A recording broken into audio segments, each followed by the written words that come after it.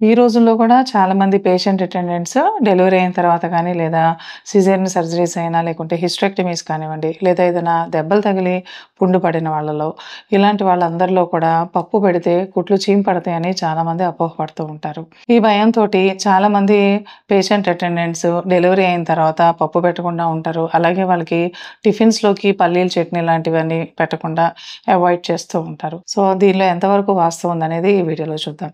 నమస్తే. నేను డాక్టర్ కవిత, గైనకాలజిస్ట్, కీర్తన హాస్పిటల్, విశాఖపట్నం. జనరల్‌గా మన శరీరంలో ఏదైనా భాగంలో ఇన్ఫెక్షన్ వచ్చినప్పుడు, ఆ ఇన్ఫెక్షన్‌ని కంట్రోల్ చేసే క్రమంలో మన ఇమ్యూన్ సిస్టమ్ అనేది తెల్ల రక్త కణాలని ఆ ప్లేస్‌లో ఎక్కువగా చేరేలాగా హెల్ప్ చేస్తుంది.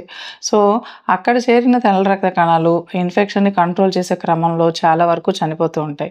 సో, అలా చనిపోయిన తెల్ల రక్త కణాలతో పాటు ఇన్ఫెక్షన్ వచ్చిన భాగం ఏదైతే ఉందో, సో, దానికి సంబంధించిన కొంతవరకు టిష్యూ, అలాగే ఇన్‌ఫ్లమేటరీ ప్రాసెస్ వల్ల అక్కడ తయారయ్యే నీరు లాంటిది కొంతవరకు బ్లడ్‌తో కలిసి మనకి పస్ కింద బయటపడుతూ ఉంటుంది. అంటే చీము కింద బయటకొస్తూ ఉంటుంది. ఇక ఇన్ఫెక్షన్ వచ్చే రిస్క్ అనేది పేషెంట్స్‌కి బ్లడ్ పర్సెంటేజ్ తక్కువగా ఉన్నా, లేదా పేషెంట్స్ బరువు ఎక్కువగా ఉండి ఆపరేషన్ చేసే ప్రదేశంలో ఫ్యాట్ ఎక్కువగా ఉన్నా, లేదా వ్యాధి నిరోధక శక్తి సరిగ్గా పనిచేయని కండిషన్స్, అంటే షుగర్ లాంటివి ఉండి షుగర్ కంట్రోల్‌లో లేకపోయినా, హెచ్ఐవి లాంటి కండిషన్స్ ఉన్నా, కొన్ని రకాల కండిషన్స్‌లో వాళ్ళు ప్రాపర్‌గా డైట్ తీసుకోకపోవడం వల్ల ప్రోటీన్ మాల్‌న్యూట్రిషన్ అంటాం. అంటే శరీరంలో తగినంత ప్రోటీన్ లేకపోవడం వల్ల, ఇలాంటి కండిషన్స్‌లో ఇన్ఫెక్షన్ రిస్క్ అనేది ఎక్కువగా ఉంటుంది.